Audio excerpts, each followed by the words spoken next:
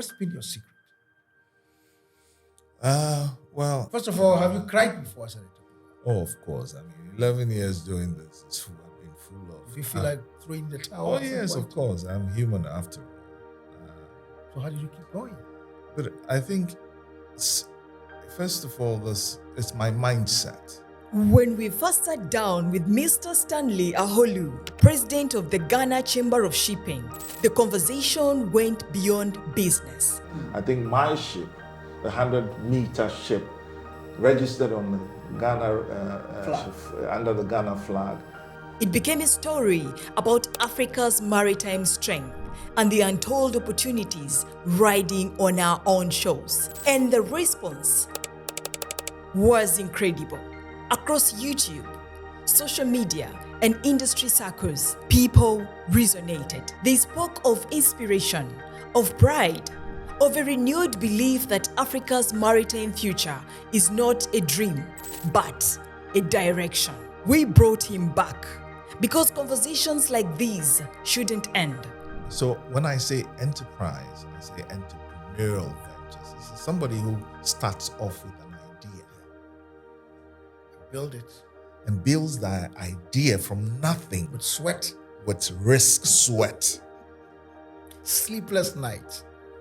And then when the idea becomes something valuable, then he gets a return. They should evolve. In this episode, Mr. Ahorlu expands the horizon, exploring how Africa can truly own its maritime narrative, how AfCFTA is reshaping trade on the continent, and why the youth must see beyond the shorelines of limitation. This isn't just a talk about ships and ports. It's a conversation about potential. And once again, it begins right here. I'm optimistic, and I think that this continent needs all of us. And for you listening to us who've heard us, this is your continent. This is your home. Your home needs you to build it. Thank you. Africa needs you.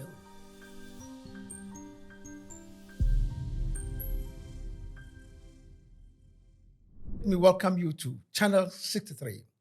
This channel is about Africa and all the policies that are going on our continent. Our mandate is basically simple: to bring all these policies to the fore, the people behind these policies, and the practitioners of these policies, so that we can look at the gaps and how to close these gaps. And as I've said many times, whenever an issue is raised and you let us know that you have concerns, you have questions, we'll go back and bring the people, the experts who raised those particular issues for us to discuss them. And today, once again, I'm privileged to have the president of the Ghana Chamber of Shipping in this studio with me. You remember a couple of weeks ago, we had him here talking about the thing to do with Africa Continental Free Trade, particularly with respect to the role of shipping to making this AfCFTA policy a reality. And so we're going to continue from there. And please, if you have not subscribed to this channel, please do so and ensure that all of us would help shape the Africa we want as far as Agenda 2023 is concerned. My good friend and my brother Stanley, welcome to Channel 63 once again. Thank you very much. And I must consider myself privileged to be invited back to have this conversation with you. Thank you so much for inviting me. Well, I can tell you that when you come to this platform and you make sense and you talk about a lot of issues that is meant to ignite ideas and all of that, people come back and they say, come on, we want to listen to this guy again. We want to, hear what he's got to say next. And that's what we brought you. So I should be congratulating you for the great work that you're doing. I'm grateful. I'm grateful. So, Stanley, we left off the other time when we were talking about the role of shipping. Yes. And how that can make the Africa Continental Free Trade Area more, if you like, call it productive and real in the pursuit of this thing. Tell me a bit more about, reflecting on what we discussed the other time. You talked about the fact that it doesn't matter what Africa does. We ought to own the shipping industry. Can you expatiate a bit more on that? Thank you very much. And also, but before I do that, if you would permit me, I mean, Sure. you've introduced me as the president of the Ghana Chamber of Shipping. So I think that last time I didn't quite introduce the chamber. Right. So if you would permit Please go me, ahead. let me just And then tell us, we used to have in Ghana here, Ghana Shippers Council, which is now authority. yeah, What's the difference? good question. But there's clearly a difference. The Ghana Chamber of Shipping is a private, independent, voluntary association of people and entities that are working within the shipping sector in Ghana who came together to try and help in shaping government policy on shipping, and then also contribute towards the development of the shipping agenda as far as Ghana is concerned, its policies and laws and so on. So they are independent individuals and organizations. It's an association of individuals and organizations with interest in shipping, that form the chamber. The chamber was set up in around 2018 by a set of shipping stalwarts, Key players in the industry. Some of whom I would mention. Our live patron now is Mr. Ben Owusu-Mensah, who once was the Director General of Ghana Ports and Harbors. He did a good job. He did a good job. He was Director General for 8 years, and before that, he's had several years of experience, Black Star Line and so on and so forth. He was around when the Black Star Line was around. Yeah. They were part of the Black Star Line administration and so on and so forth. So rich experience in shipping and shaping the shipping industry. Is he still around? Oh yeah, he's around. He's active. He's consulting now, and he's he's the life patron of the chamber. Right. One of the founding fathers of the chamber. Also was the late Suma Banda. Largest. My own mentor. Yeah, your mentor, right? You know him, private sector, big, in the private sector shipping. And so he was also a founder. Then he had Mr. Captain Aaron Texan, who was the first rector of the Regional Maritime University. Okay. He is also one of the founding members and council member. And then you have Dr. Kofi Mbia, who is our CEO. Dr. Kofi Mbia, and I'll come back to the Ghana Shippers Authority, which used to be Ghana Shippers.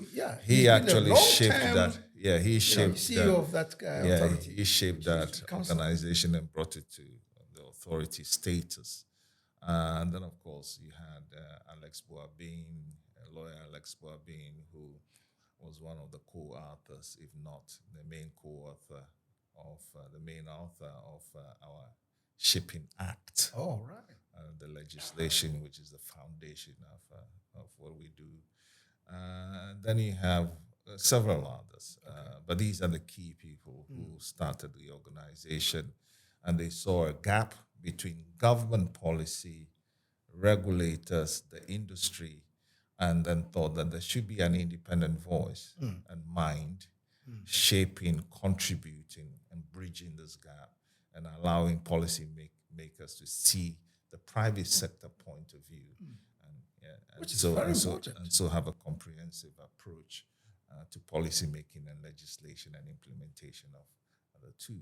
So that's the Ghana Chamber of Shipping. So tell me, I know I'll give you time to explain further, but how is it working? Because I'm interested in closing the gap between what we call theory in academia and practice. Yeah. How is it working here? Well, I suppose you're asking the question about how The does how is the chamber, private sector exactly, involved? Yeah, in all of this. Yeah, the private sector, my general view is that much of, not only in the shipping sector or the shipping industry, but our economy is essentially that space is occupied by public sector operatives. And so the private sector, even though government keeps saying that the private sector is the engine of growth, the private sector's involvement is not necessarily as significant in our economy as it should be in terms of policy formulation, regulations and implementation and so on and so forth. I think that the private sector should be given much more role to a bigger role to play in policy formulation and therefore implementation. If we talk about the shipping sector, for example, you have government thinking, which is basically policy, the regulators who are working or operating under a certain law, they all fall under the Ministry of Transport. So you have the Ghana Shippers Authority, which is an entity formed by law to regulate or to be part of the regulatory framework of the sector. You have the Ghana Maritime Authority, which is also part of that regulatory framework. Then you have also the Ghana Ports and Harbors Authority, which is also part of that regulatory framework. So they take policy. If there is, in fact, a comprehensive, discernible policy, they will take that policy which would underpin the laws that they are implementing. And therefore, the idea is that would then engender development in the space. But of course, what we have, as I mentioned earlier, or the previous conversation we had, I said our sector is dominated by foreign entities. So therefore, the regulation is mainly the local activity is not quite significant in terms of the private sector. And so that gap is there. Private sector investment in the sector is negligible. So that gap is also there. So government seems to be either spending money, public sector money, or depending upon foreign investments in order to actually make the sector thrive. And so I think that there's a gap. The private sector gap. So in some jurisdictions, in some parts of the economy, we talk about PPP. Yeah. Why has it been difficult for government to partner with the private sector in particular in the shipping industry? Well, I don't know. I don't think I have the full answer to that, but I think that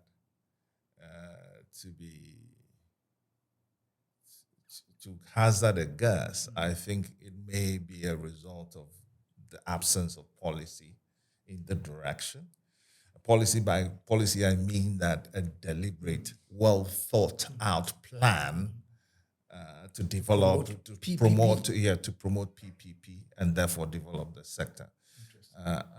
The absence of that, or the lack of clarity in terms of that kind of policy, that's part of it. And then secondly, I think that there's also something that I have experienced. There's a mistrust. And I find this quite strange. There's a mistrust between public sector and private sector. How? But why is that? And the mistrust is not necessarily, I don't think that is the private sector necessarily doing, but I think that the public sector has crowded out the space. Most people operating in our economy, from a private sector point of view, are either, agents of government or, under some government contract of one sort or another, and you know the implications of that. But real entrepreneurial involvement, taking an idea from the ether, developing it, adding, creating value, and then getting support under a comprehensive policy that allows for that, enterprise and innovation and value creation to thrive and to be sustained is not necessarily, I haven't seen it quite there. An example, most recently, the Dangote refinery example is something that I find fascinating. Right. When Dangote and by the way, I keep using Dangote quite often because I think that from a distance he's my mentor of sorts. Sure. I respect he's an icon. I respect The what richest African on the continent. not only that, I respect what he's doing with successful enterprise. It's Afrocentric. Right. It's clearly has a plan to develop the continent. And its investments are having massive impact on the continent.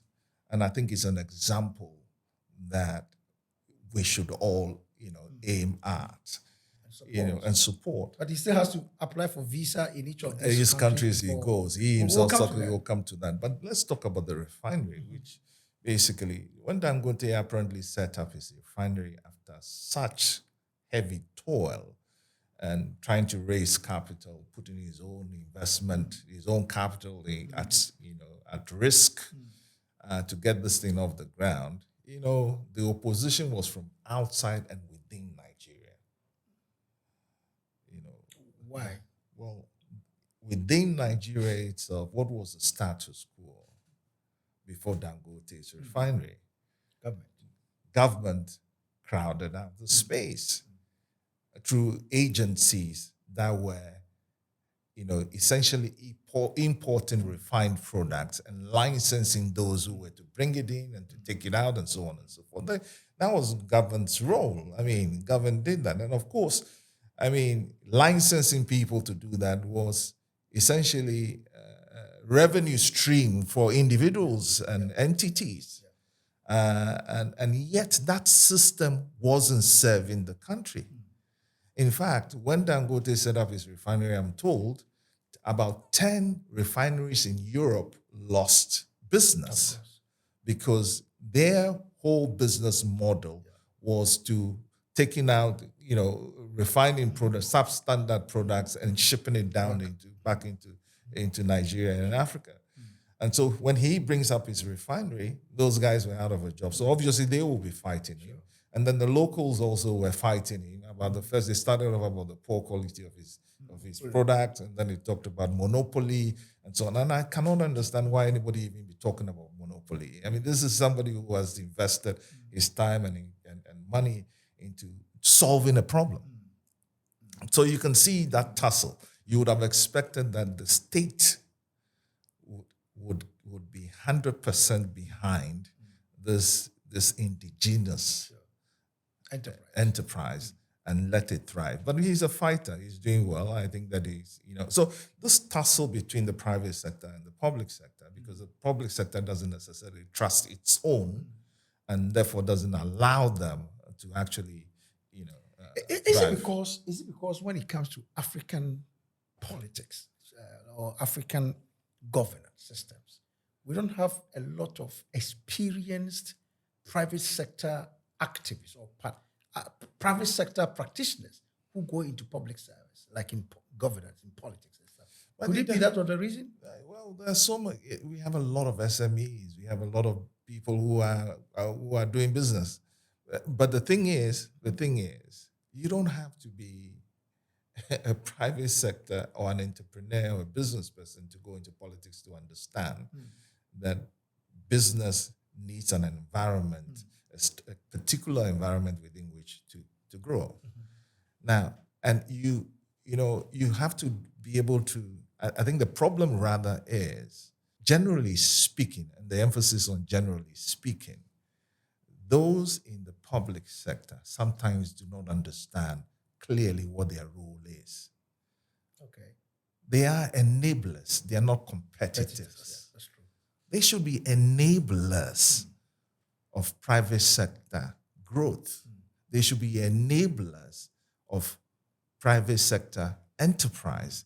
They are not competitors. Yeah, but you have instances where people who are in public Sector own their private own business. businesses. And so the roles are, the lines are blurred. They're almost conflict of interest, clear conflict of interest, which doesn't allow the private sector the room to grow. We have a lot of SMEs which can grow into, big size businesses. And employ a lot of people. But they remain SMEs and small, and sometimes it seems like government wants it to remain small so that, you can then control. And I think that same mindset, in my humble view, works to the detriment of the way we've structured our government. Let me explain. Why don't we have an effective local government system attending to local needs and freeing central government to deal with the bigger matters? Why don't we have that? Such that central government still has direct responsibility and control in terms of local matters. I mean, some ridiculous things like whether a market should be built, whether toilets should be built in a locality. People are looking to central government. The district assemblies and the... But those district assemblies are not accountable directly to the people. They are still, looking up to central government. Common funds. And everything is centralized. The question is, why don't we decentralize government? Is it is it because, government, in quotes, it's reluctant and sometimes uncomfortable with relinquishing control? Yeah. Well, you and I know that, power corrupts and absolute power corrupts. Power is sweet. Well, yeah, but that's a euphemism for saying power corrupts and absolute power corrupts. Yeah. Absolutely. Yeah. And so this idea of not relinquishing control and, covering everything up and, trying to handle everything centrally and not allowing the risk, those who can manage certain aspects of the country's economic risk, if I may put it that way, those risks be better placed with them, and they are qualified to do it. Right. Government is an enabler. Government is supposed to create the environment, the policies, the legislation or laws to enable actors, private actors, to do their thing and do it well in accordance with the rules and for the benefit of themselves and for the country. But Stanley, the issue we are discussing here is not only about Ghana. Of course. It's all about Africa. So my question is... Ghana is even better in some cases. Yeah, we keep talking about these things. I mean, when can we start actually working towards resolving these problems? Some of these things have been there for decades. What can we do? Well, I don't think I have all the answers, but I hazard a guess. I suppose, it starts off by awareness of the problem, understanding of the problem. And the last time we talked about when the problem is clearly understood or is discernible or can readily be dissected and analyzed, and the solution is also readily available, and their solutions are not being applied to solving the problem, then somebody is obviously benefiting from, what the problem is. But I think one way to do it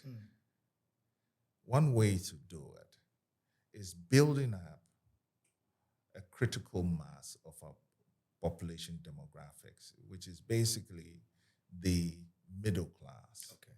And when I say the middle class, I'm not talking about it in terms of simply economics. I'm talking about it in terms of education. Okay. And when I'm talking about education, I'm not necessarily talking about just formal education. I'm talking about the ability to think right, critical thinking. Right. So you have a population that thinks well, well-educated, and have the economic independence to contribute to the development. They pay their taxes, so they are responsible, and therefore are politically also aware and active. When you have that segment of your population, that critical segment of your population, significant enough, then you can begin to see a shift. The government will be held accountable. But what do you have in most African countries that are not doing well? The recipe, which is the reason for their underdevelopment, is simply you have a 1% elite population. Right.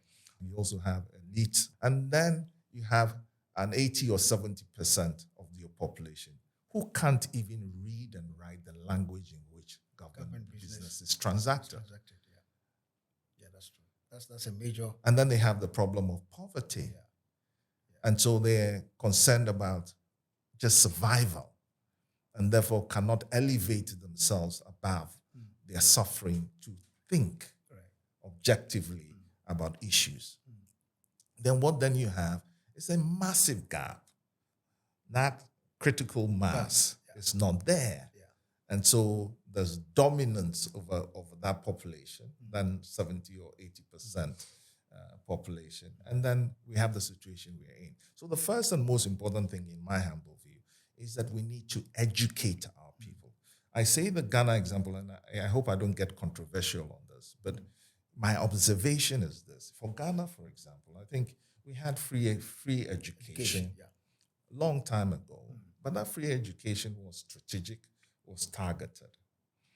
During the Nkrumah era, and again, during our last president's last government, the NPP government, they did extremely well. I think that the free SHS was a fantastic concept. And I'll explain why. Because it's building this population that can think and think well. Intellectually enlightened. Yes, informed, aware, can think, can process information in the right way. And therefore, when they exercise their vote, you're guaranteed that is exercised well informed, and they're making the right decisions. And they are responsible too, because they pay their taxes, they're working and they're paying their taxes. In our things where democracy, the ancient Athens, where democracy was invented or created, not everybody wielded the vote or the suffrage. Not everybody had the right to vote. What was the assumption for that? Or participating. The assumption, the philosophical assumption for that was simply this: if you cannot literally put your hands in your own pocket, buy a sword, buy a shield, and defend the state, you have no right speaking about state matters. In other words, because you have to be willing to defend your own interests. Rights go with responsibility. Absolutely. It's not the loudest. It's not the person who shouts the most. Rights must go with responsibility. Are you then suggesting that in our modern times, not everybody should be franchised? You wouldn't want to hear that from a lawyer. Well, I'm asking you. You wouldn't want to. But I don't think that anybody who doesn't have a sense of responsibility, civic responsibility, would be exercising their vote right. That's what I would say. That's fundamental. Yes. I don't think so. I think that is why a lot of times we hear that, I have not seen it, that politicians will have to give, sometimes they give people even 50 Ghana cedis or whatever, even sometimes common food. Yeah, so that's the question. That's the thing. So the question I ask you is that would a politician come to you and give you 50 cedis to vote one way or another? Not to you, not to me. And so this is, again, going back to education. And then the last government's free SHS idea, I think, was fantastic. In Nkrumah's era, it was targeted. And I stand to be corrected in my observation that it was targeted such that the northern part of the country was given free education because they were underrepresented in our national life. Economics and politics. And so education was focused on that. It's not by accident, in my humble observation or view, that today our politics is dominated by largely by our brothers from the north. And sisters from the north. I mean, in Ghana, there's no political party. Well, the two political parties that we know, the major political parties, you cannot win election in Ghana today without the active northern participants. My northern brothers are highly educated. Absolutely. Highly. In your profession, in your law profession. Lawyers, they're highly educated people, well-informed, articulate, and that's partly a result. It's intentional. You educate your people. And then in doing so, you empower them to participate fully in the economy and the growth and development of the country. So the question you asked as to how do we do this? How do we overcome education? And this is why that policy of, spending our resources on educating our people, but of course with the right curriculum, not just simply, learning anything at all, but learning in ways that help the development of our country is critical. Stanley, let's go back to the Africa Continental Free Trade Area. And I want us to focus on transport again. The other time we talked about shipping. Now, you have a continent where connecting, one country to the other is so expensive. I mean, it's cheaper to fly from here to the UK, or even cheaper, not just in terms of money, but in terms of time. If I'm going to the UK, I leave here, let's say, by 8 o'clock in the night, or let's say 10 o'clock in the night. By 5 a.m., I'm in London. If I'm leaving from here to go to, let's say, Uganda, chances are that I would either sleep in Kenya or I sleep in Rwanda if I'm to go with any, or if I go to South Africa, I'll sleep there. So my question is, give us a sense of how expensive it is for the private sector in Africa when it comes to the issue of transportation. It's extremely expensive. It's cost that is avoidable and which is an impediment to development, economic development and growth. Again, I offer a practical example from my experience. When I was running my ship as a feeder vessel along the West African coast, if we used to be carrying, we carried cargo, containerized, big bulk, specialized cargo by sea for some of our major clients. And I can name some of them. In Ghana, we were doing Casa Preku. We took some cargo for Casa Preku. I think I remember we did one loading. Nestle. But let me just give you an example. Casa Preku is a good enough company, employing a lot of people, and was exporting their products into Nigeria. So when they started exporting into Nigeria, I recall it was 1 container, 2 containers of their product for exporting to Nigeria because they were entering into the Nigerian market. Remember Casa Preku factories here in Ghana? Now, to take that 120-footer container or 40-footer container of their products to reach Nigerian market early enough for the market to get advantage of that market, especially because alcoholic beverages during the festive seasons like Christmas or Easter, the product has to be there in time to be sold. In order to get that there, what used to happen is that if one of the multinational shipping lines didn't have their ships in Tema or Takrady or wherever for this cargo to be loaded onto, then they would have to wait and go by road somewhere else. Now, the multinational shipping line schedule is not for Casa Preku.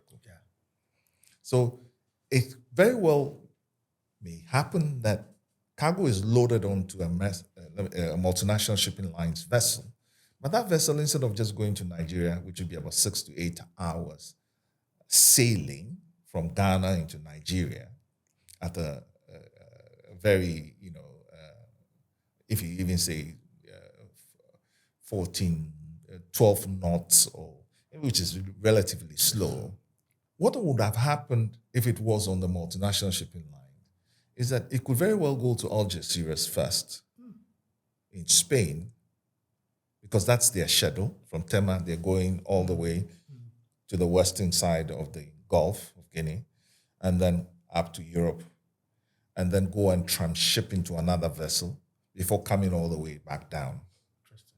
So something that could have taken 8 hours could possibly take 21 days, or could take 2 months. Are you following that? Yeah. So that product doesn't get to market on time. And it's also very expensive. But imagine my ship could have carried it just from Tema 6-8 hours into Nigeria. And that product is delivered. Our ship used to carry cargo from here, Tema, to Calabar. Calabar is a river port. In other words, the channel into Calabar is river, it's not sea. So the draft is shallow. So you need smaller vessels to go. But Calabar opened up to Kano, to the north of Nigeria. So it's a very important trade route to the north. So cargo's coming from the south, from the west, all the way and to the north. And our vessel was moving from Tema, and it to go into Calabar because we were the only ones who were calling Calabar at the time. And then the cargoes are then moved on to. Are you following that? So the connectivity between ports is critical for intra-African trades development. That connectivity is critical. Without it, intra-African trade, unfortunately, will be hindered. And it has been hindered for a long period of time because of the absence of this connectivity. So that is why, for me, I think that what government policy, not only our government policy, but intercontinental policy should be focused on is short sea coastal shipping. To allow our people to participate. In fact, the UN Trade and Development, UNCTAD, together with AfCFTA, there's a study which basically says that when the AfCFTA is fully implemented, Africa would need about 137 ships, new ships, to be able to meet the demand. That 137 ships, the cost of it is about $4 billion. To own them. To basically build them and own them. And those ships essentially would help transform the trade on the continent, moving cargo, Casapreco cargo, or moving Nestle cargo from Nestle factory in Cameroon to market in West Africa, or Dangote cement, or whatever, fertilizer, whatever being carried. So that intra-African trade depends, the growth of that trade depends heavily on short sea coastal shipping in Africa. But of course, for that to happen, there has to be a harmonized policy and law in respect of that. You know, a law just came into effect, a Continental treaty just came into force a couple of months ago. That is the revised African Maritime Charter. The law was promulgated or adopted, the treaty was promulgated and adopted 10 years ago. Interesting. In fact, it was adopted in Uganda. 10 years ago. 10 years ago. It needed a number of signatories to come into force. It's always been the usual. Guess who was the last to put their signature on the law in order for it to come into force? The same Uganda where it started from 10 years ago. So the question is, what happened? Why has it been taking so long for us to implement that? But that treaty basically is talking about how to build this local shipping sector to boost intra-African trade. The last time you talked about, cross-border trade, and you have to go to every, should I say, spot that your ship had to stop to negotiate with each of the port authorities. Is it that we don't have a harmonized policy for the continent when it comes to these things? We don't. We have treaties like the revised African Maritime Charter, which, as I said, came into force. But the treaty has to be domesticated. Each country has to And then also, each country is going its own way. We have what we call cabotage laws. Ghana just last 2 years or so, we passed a cabotage law, which basically reserved maritime transportation, shipping within Ghana to Ghanaians, and and so on and so forth. Nigeria has the same thing. But can you imagine how much shipping within Ghana itself can happen? It has to be shipping between Ghana and the rest of its neighbors. But we are not talking, Ghana is not talking to Nigeria, Togo. Togo to harmonize how. Is it because of taxation or what? No. It's self-interest. Disunity is self-interest. The misplaced comfort in sovereignty, national sovereignty. It's misplaced. In our international trade, nobody actually regards us that much in terms of what's the volume of trade. Unless we can unite and break down these barriers, we are not significant in international trade. And worse still, we are not trading with ourselves. The state of Delaware, the port there, I can't remember the name of the port now, was going to be partnering with the port, Tema Port. I don't know what the terms of that would be, what kind of partnership that was going to be, but there's some kind of partnership that was being celebrated, potential partnership But why not between with Tema Port. Nigeria? Why And so not my with question, for me, never mind what the terms of that was. I would rather be celebrating some partnership with Togo, some partnership with Abidjan, so that this competition for hub status within the region can be coordinated such that it will be beneficial to the sub-region rather than each one of us, Togo wanting to be a hub, Abidjan wanting to be a hub, Tema wanting to be a hub, all for West Africa, and everybody wants to be a hub.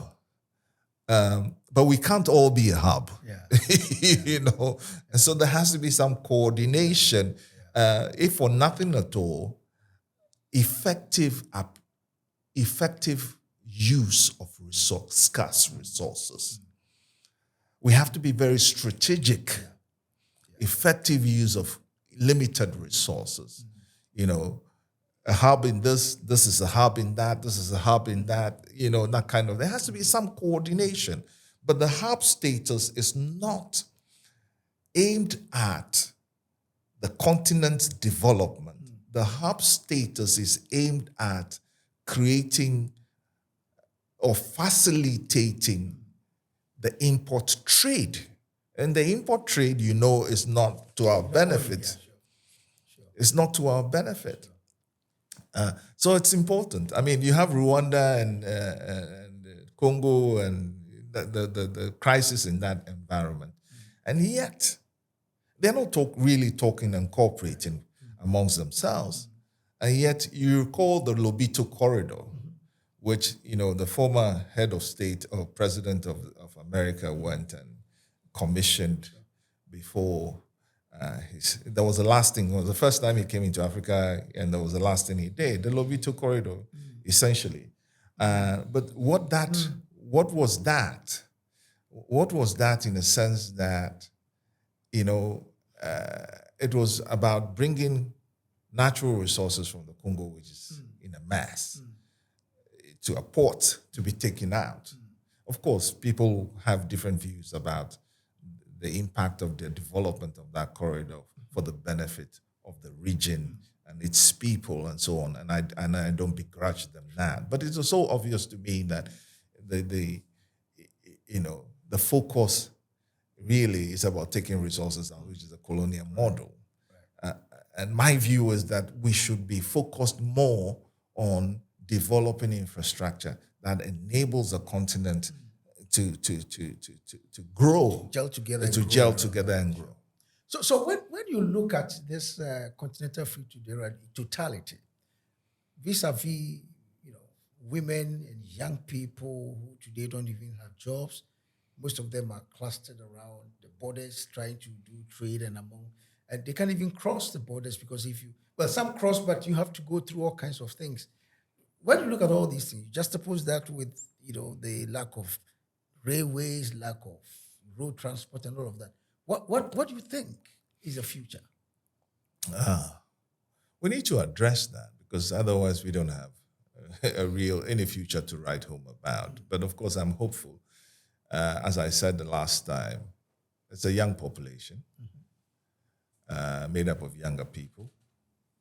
That creates opportunity for productivity,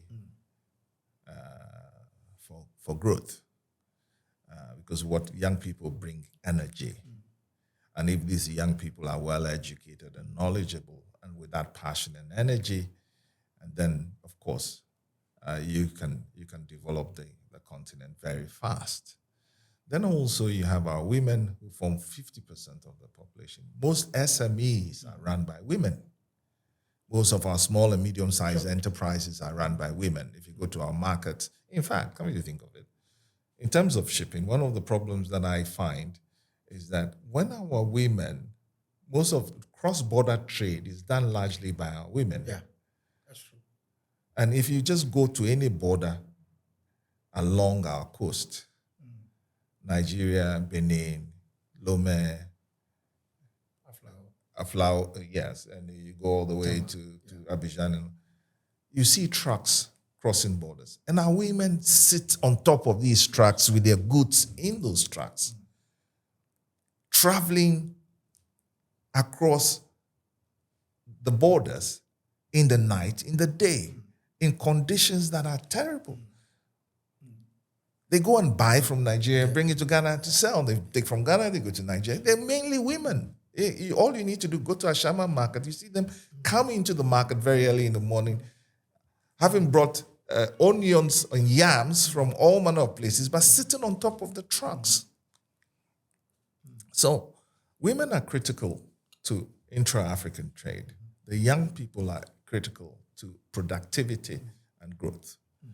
So policy has to focus on ensuring that our young people are skilled,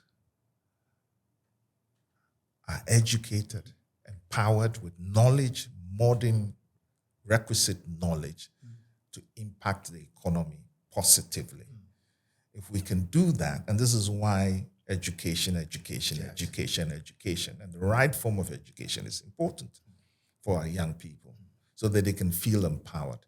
I mean, unlike our time, as I said, the young person today has for all sorts of information readily accessible with his small device. Yeah. But what they need to learn or be taught is how to process and how to analyze data or information. Otherwise, a lot of information, not knowing what is good and what is not good, is a danger in itself. And our women, the environment for enterprise to thrive needs to be created by government. And by that environment, I mean policy, I mean legislation. For example, one of the things you and I would recognize if you are an entrepreneur through experience is this. We are not encouraged to fail and try again. Yeah, that's true. The system doesn't encourage enterprise, no matter what people say. I find this quite odd. Enterprise is about taking risk, knowing very well that you would fail. Sometimes you would win, but the system has to encourage people who fail to do it again and do it again and do it again. In Africa, once you fail, you are criminalized. The system doesn't support failure, but we forget that in countries where enterprise, like America, for example, where the country was built by entrepreneurs, you have, for example, the bankruptcy laws. The bankruptcy laws are basically formulated to allow for failure and trying again. Because time to go back, out of failure, you learn. and you gain mastery. But why is that? That in Africa we don't encourage, we don't even have to appreciate entrepreneurs who fail. We use the word criminalize them. Some people actually blackmail them. Of course. And stuff like Our that. banking system doesn't encourage that. Our, the laws themselves don't encourage that. Why? Is it because all of us are poor, and so if you dare to say you want to come out of poverty and you fail, we told you should have joined us here. You described the crab mentality. We're all in there, everybody's pulling everybody. Then you want to. But I asked, again, a practical example. This is a very good friend of mine. He's a brother of mine who asked me a question most recently. We grew up together, and he said to me, he was asking me for some help, and I was chastising him for having stayed at home all these years with all his degrees. He should try doing something on his own. You know what he said to me? He looked me in the face and said to me, Stanley, if trying to do something on your own is commendable, you should have been a millionaire by now. That's what he said. That's what he said to me, that you've been trying to do something on your own for years now. I've been seeing you trying to do something on your own, but I can't see the results. Yeah. So what encourages, but that for me was an eye-opener. So somebody with that mentality will not even try to do anything. And when he sees somebody wanting to try, obviously he would discourage the person. If there were a lot of familiar stories of the Dangotes, not the Dangote we know now, how he started, the failures, the difficulties, the challenges he overcame, if there were a lot more stories like that, a lot more of our young people will choose that path. But our young people are now choosing the path of the politician. Yeah, because that's where the money is. With after 4 years, has a lot more to show. Yeah. A lot more of our young people are choosing the path of the so-called rich overnight. The guy all of a sudden at a certain age is very wealthy, and then nobody can tell you how he got there. How you get there is as important as what you have when you get there. It's even more important because those stories are the stories that enterprise is made out of. And young people then see that it is doable and the system supports and holds along the person who is strong enough, brave enough to take risk. Which you don't. Now, let's talk about financing, and then maybe we can. How critical is financing to the success of the AfCFTA? Well, and here I'm talking about the average Ghanaian or African entrepreneur. From the point of view of the entrepreneur, apart from a business idea, you need capital. Capital is everything. Do you have any practical example just to buttress the point that we are talking about in terms of finance? You mentioned some of it the other time, but you didn't go into detail of that. But not even about shipping. In your enterprise journey, how critical has financing been? Financing is critical. I can't overemphasize that. I think for every business, you want competitively priced capital to either produce something or render a service and take to the market and be able to sell competitively to make a return. And so capital is extremely important. But local capital, is expensive and is not aimed at enterprise. Why do you say that? Okay, so when I say enterprise, I say entrepreneurial ventures. This is somebody who starts off with an idea. Build it. And builds that idea from nothing. With sweat. With risk, sweat. Sleepless nights. And then when the idea becomes something valuable, then he gets a return. Right. Okay?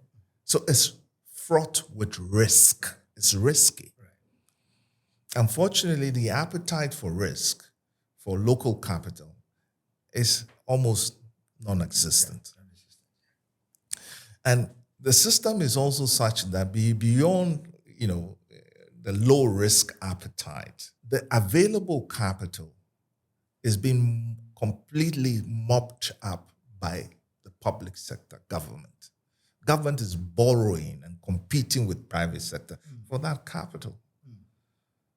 And until recently, when we had a haircut and so on, everybody thought that government bonds and government instruments were the safest place to go and put their money. Yeah. The banks were dumping their money in treasury bills and so, because you don't blame them. That's the safest way to get their money back. The government will always be there.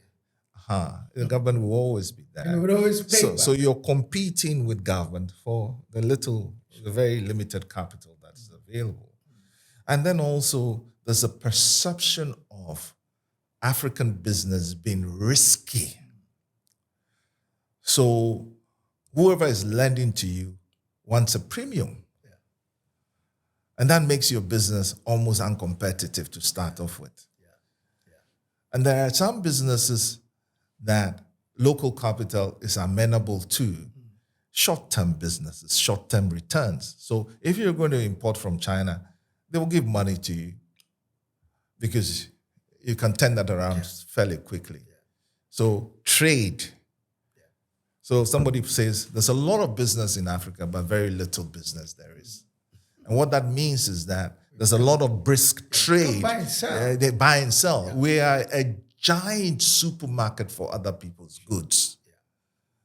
So if you can go bring 2 containers of footwear and come and, the banks will give you money for that. Yeah. But if you want to build industry, if you want to build a manufacturing base, that's a whole different ballgame. So you have to go to, not your local commercial bank capital, and government itself doesn't have capital to put. And by the way, this idea of government doesn't have money to put, I think sometimes that's not the case. Government is just sometimes, government, in quote, is just putting money where it shouldn't be put. Yeah. I talk about the shipping sector, for example. There's a lot of money in the shipping. By now, we should have created a shipping fund. Yeah. Deposited money in that fund, grow that fund, and leverage that fund to support enterprise in the shipping sector. We're not doing that. But if you look at the budgets of, and I may get into trouble saying this, but if you look at the budgets of our regulators in terms of paying employees, travel and capacity building, and in fact, sometimes building real estate as offices, there's a lot of money going into that, but they don't see the need to create a maritime fund, which fund can be leveraged to support the growth of a local industry.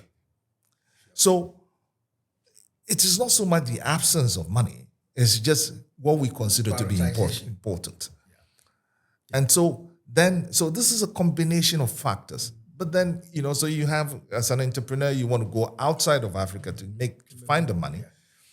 If you're doing that, then again, you're constrained because, as I said, Africa is seen as a whole risky. And they even if your own people don't trust in you, you don't expect anybody else to trust in you. So that's the other thing. And then also conflicts in terms of interest. Foreign capital has its own interest. Yeah. It's following its own interest. If you're going to foreign capital and it doesn't align with their interest, they're not going to give you money. Yeah. So this is why industrialization in Africa is not really taking place.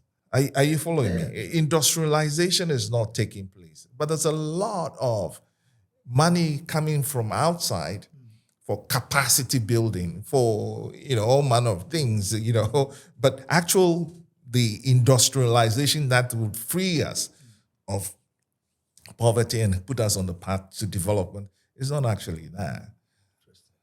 So I think that's the thing. But I think that's also changing. I must say that for me, I've come to discover that there's capital that is now oriented towards Africa. Afrexim Bank, for example, under the erstwhile,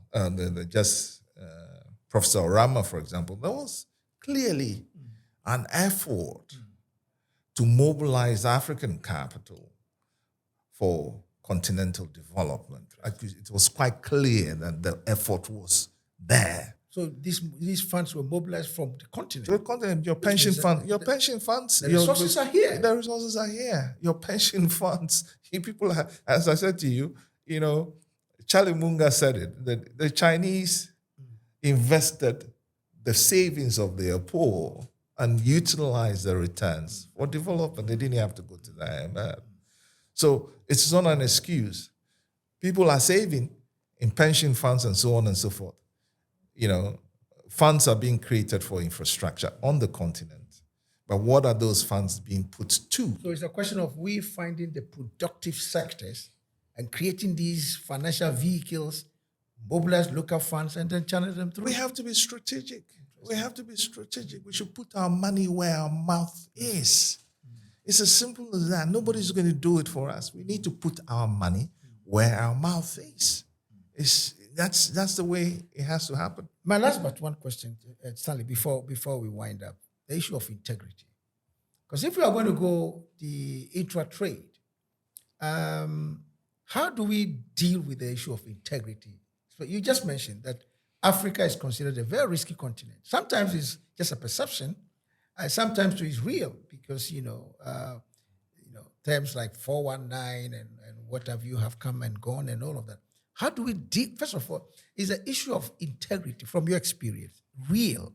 And if it is, how do we deal with that among the business community? Yeah, integrity is critical also. Because because one of the reasons why the banks also say that their cost of borrowing is so high is the same issue of integrity. People don't pay their loans, even though yes, we can stretch the argument and say, well, the conditions under which they borrow the money, the factors that affect their operations and all of that make it virtually impossible to earn a profit to be able to get back. But let's look at the whole concept of integrity. No, I totally agree. Integrity is critical. It's extremely important. I mean, we can't grow an economy and sustain it without integrity. And what is integrity anyway? We have to have a working definition. I mean, from a business point of view, it simply means that when you make a promise, you keep it. Absolutely. That's what it means. When you make a promise, when you say you will do this, you keep it. I mean, there could be a situation where you make a promise and then unforeseen circumstances do occur, making it impossible for you to, live up to that promise within the time within which you promise to do so. But that only stretches your time, and so communication and all of that taken into consideration. But ultimately, you would have to keep it. So for me, that's integrity, and that's what makes your business thrive and grow. And so the banks have a point that if the private sector or enterprise doesn't have that culture, and it's a cultural thing, it's ethics, but it's more of a cultural thing. You have to do more and more of it, have a certain mindset to maintain that integrity. If there's no culture of integrity and people think that they can borrow and not live up to the expectation or their promise and there are no consequences, then there's a problem. So there's a culture that we need to build. And that culture has to be reinforced by laws, okay? And the forceful implementation of those laws. And those responsible for enforcing the laws and holding accountable have to be above board.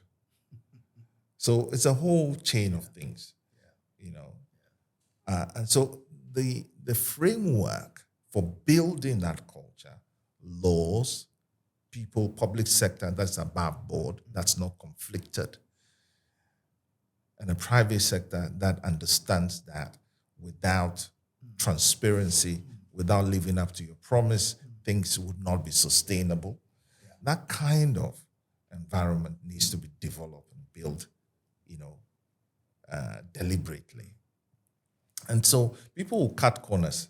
By nature, they will cut corners, will get away with murder if allowed to do so. That's why laws are important. And again, going back to something I learned from Warren Buffett, a statement he made. Also, he was asked the question as to, what does he look at when employing people? He says three things. Okay. First, energy or passion. Yeah. And this is where our young people have those in abundance. Yeah. Passion. Our young population, energy. Number two, intellect. Ability to think. I'm not talking about degrees. Sure. I'm not talking about certificates. I'm talking about the ability to think properly. Yeah. The discipline to think properly. And that is cultivated. It's not something that, so intellect. And then finally, integrity. Integrity. Okay? Integrity. So integrity meaning that when you are employed, you would not, undermine your owner's business in order to make your own and things like that. You won't go and give company secrets to your competitor for your own private benefit and things like that. So, but then he goes on to say that where you have two, intellect and energy, and you don't have integrity, what you have is a dangerous weapon. That's true, though. A very toxic, poisonous Yeah. weapon. Yeah. And I think we have a lot of that in our system. And if we are not careful, and this is why, even though we say that we have a young population, we have to make sure that our system of educating people also emphasizes this culture of integrity or ethics. Because if they just have knowledge, intellect, and with their passion and energy, without integrity, if they don't have a sense that shortcuts are risky, cutting corners is unlawful, and if they don't have that sense, then we are not going anywhere fast, So I think for me, that is important. And what I have learned trying to raise capital is, again, talking about this integrity. For 11 years, I've been trying to raise capital for my project. How many years? 11 years. 11 years. Yes. 11 That's almost years. like somebody who has earned 3 degrees, even including the PhD. 11 years I've been trying to raise $137 million for my project. Now, by way of project finance, in these 11 years, I've been turned inside out, Several times. upside down, dissected, opened up, looked into. Because nobody's going to give you money, especially institutions like the development finance institutions that we are trying to get money from. They're not going to give you money if they cannot vouch for your integrity. So everything I've done since I was born has been open to their scrutiny. Are you with me? And it has nothing to do with whether I knew the bank manager or I had relations with somebody within the bank. It had nothing to do with that. It has to do with the bare facts of your ability to repay. What you said you pay. Exactly. Interesting. It also has to do with my failures in the past being exposed to scrutiny and analyzed to see whether that was a fault of mine or circumstances, and how did I react to those circumstances or those faults. They were all open up. But if you have a system where your ability to raise funding has to do with your relationship, and I have to say this, your relationship with the local bank manager, and as to whether he's going to get a cut or not before you get funding, which is what happens quite often in our environment, come to think of it, then it's a problem. Yeah. My brother, we've talked a lot. We've mentioned so many things. And one critical thing I'm going to ask you to address before we leave, what's been your pain in all this journey? You just mentioned 11 years of raising capital. And I'm asking this in reference to the young people. As young entrepreneurs in Africa. A lot of people don't have that, what I call stickability. They start the thing, a year, nothing is showing, they leave it. Consistency is missing. Somebody is employed within 6 months, 1 year, he leaves.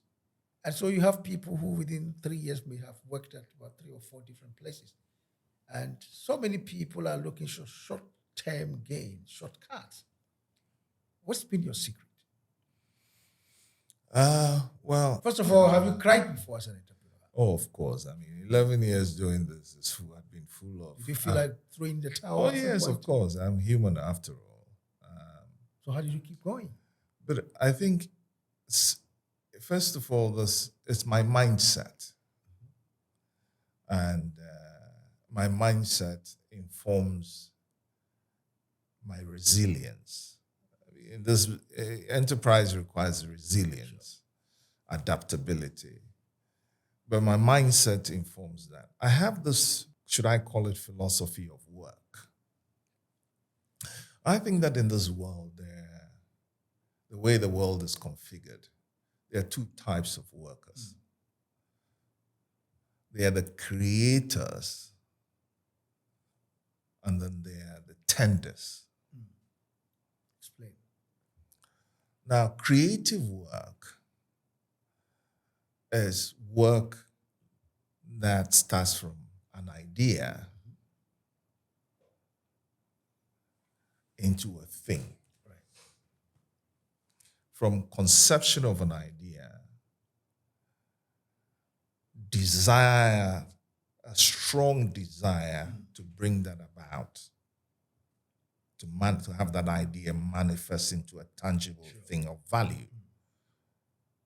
And that idea being reinforced by desire.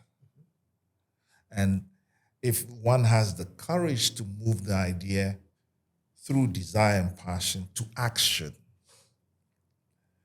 and then what is standing between the idea and the thing is just a question of time. Yeah. But the principle of work, in a meaningful work, is this. It has 3 elements. Meaningful work has to be complex, has to challenge you. Meaningful work has to depend upon some sense of autonomy on your part who's doing the work. If without a sense of autonomy, if you can't exercise independence in the work, it's a problem. And then thirdly, there has to be a correlation between effort and reward. The more effort you put in, you'll be rewarded. So for me, what I'm doing is meaningful because it's complex. I know that there's a correlation between the effort I'm putting in and the reward, and allows me autonomy of the use of my mind and my. There's the other aspect of work, which is tending. The thing has been created and you're supposed to keep it. Just keep it. Make sure it doesn't deteriorate. That's a whole different thing. You'll be paid for that, but you understand why the former type of work, creative work, gets paid more than the work relating to tendering. So this mindset is important if you're an entrepreneur. You're starting with an idea, and you have to understand that if you put in the effort, the thing that stands between you and the result is just time. Yeah. And when you quit, then you've truncated the process. And then you won't get to the result. So first you have to resolve that you will not quit. But that's not easy. It's not easy, but you have to make that resolution. You have to, but if you think that the work is meaningful, in that ultimately it will have a massive impact positively for yourself, for your community, for those you love, and it will be a worthwhile use of your time, then making that decision is easier. Right. But if that assessment is not made, then when the challenges come, and again, I'll give you a story that that illustrates my point. In 2019, I made quite some heavy money through a contract that I executed. And I had some money. And I plowed all that money back into my project development. A friend of mine came to me and said to me, what kind of thing is this? With that money, you could have built 3-4 filling stations. You could have built a guest house, 2 guest houses, and you have a constant stream of income. My response is, I'm not a businessman. I'm an entrepreneur. I'm an entrepreneur. What's the difference? The difference is that the business person, or quintessential business person, is preoccupied with the bottom line, profit. So it doesn't matter what he's doing. He's looking at the numbers. He's looking at the numbers. He's looking at how quickly he can turn this around to profit. The entrepreneur is less concerned about the bottom line. He's concerned about the creative process. The impact, the value, legacy. the legacy, the value creation. It's almost, when you get into that mindset, nothing really stops you. And if you do it well, if with you do- time, you get what the... So it's value creation. It's not necessarily about making a quick buck. If you want to make a quick buck, then you're a businessman. Then it doesn't matter whether you did this or did that or did this or did that. What matters is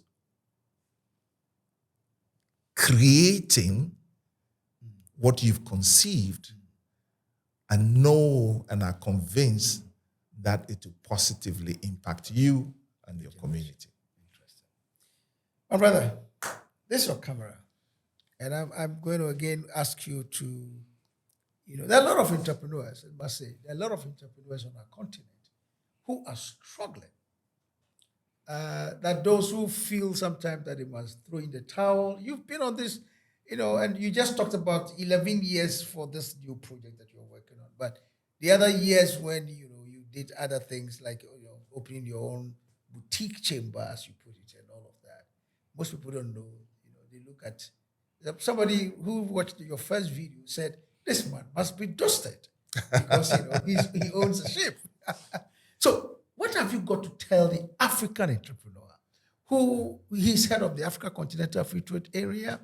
He or she has heard about the protocol on women and youth, and he wants to participate, but participating and where they are, there's a huge gap. And every day and age, they get up in the morning and they are thinking. Some of them have got hypertension and all of that. What have you got to tell them? How do you encourage these people to stay in there and make sure that they give off their very best? Because as an entrepreneur, they have to be hopeful. What have you got to tell them from your own personal experience? Well, my thing is, you first of all have to understand what enterprise or being an entrepreneur is.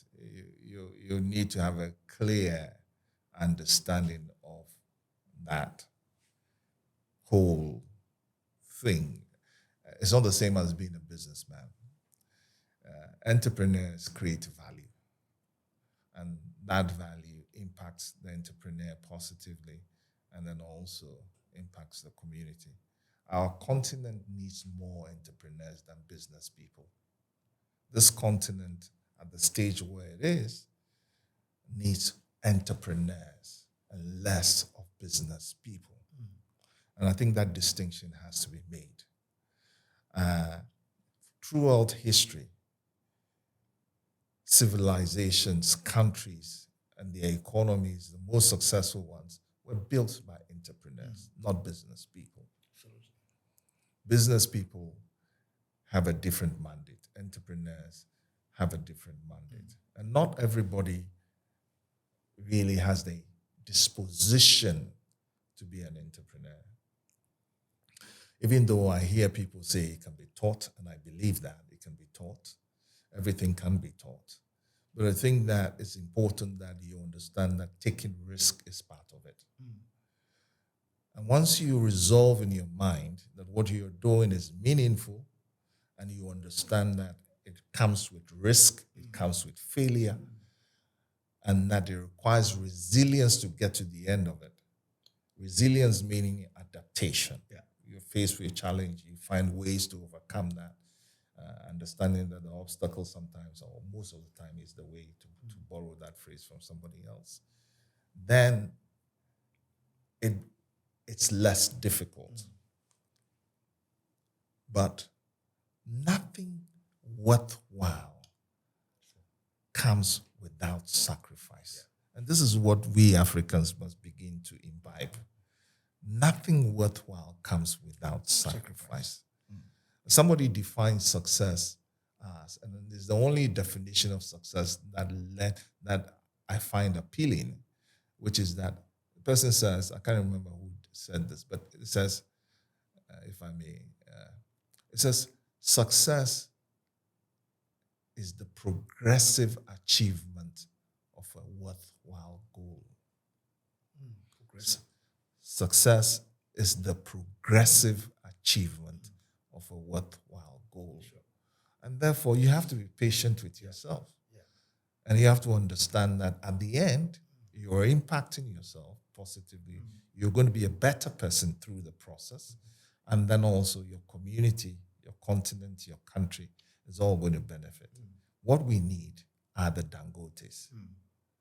We need more of the Dangotes than small business. We need big thinkers. This continent needs big thinkers. The ripple of a boulder dropped in a river goes wider than the ripple of a pebble dropped in the river. Given the 1.5 billion people in this continent, we need wider rippling effect. And so it's the entrepreneurs, and governments must understand this. Government cannot sustain employing the population. They cannot. It takes entrepreneurs. It takes entrepreneurs, creators of value, of industry. The Dangotes. You know, I keep mentioning that name, and I hope every African would celebrate this gentleman for what he's doing. He started it in his own country.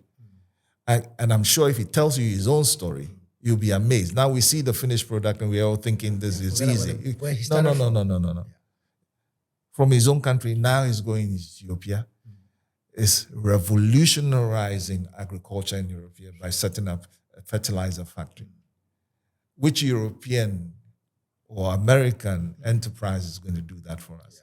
So that's what we need. We need more of these. Incubate more entrepreneurs. This has been Channel 63. And as you know, my name is Emmanuel Daitumi, the host of this program.